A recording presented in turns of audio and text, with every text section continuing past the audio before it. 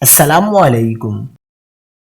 کراچی میں ڈاکوؤں کی شامت آ گئی۔ مشتعل ہجوم نے لوٹ مار کرنے والے ڈاکوؤں کو پکڑ کر عبرت کا نشان بنا دیا۔ تیل کا خیز مناظر۔ تازہ ترین ویڈیوز کے لیے چینل کو سبسکرائب کر کے بیل آئیکن اور آل نوٹیفیکیشن پر کلک کریں۔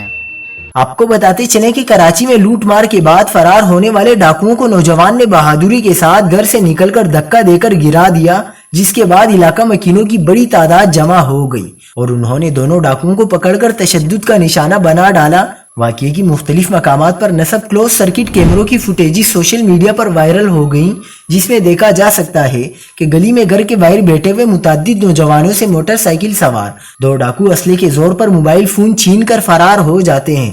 اس دوران کچھ فاصلے پر قائم گھر سے نکل کر ایک نوجوان فرار ہونے والے ڈاکوؤں کو دھکا دیتا ہے، جس کے باعث ان کی موٹر سائیکل ڈگمگا جاتی ہے۔ اس دوران بڑی تعداد میں علاقہ مکین گلی میں داخل ہوتے ہیں اور دونوں ڈاکوؤں کو پکڑ کر تشدد کا نشانہ بنا کر لے جاتے ہوئے دکھائی دیے۔ مزید خبروں کے لیے دیکھتے رہیے حق پاکستان نیوز۔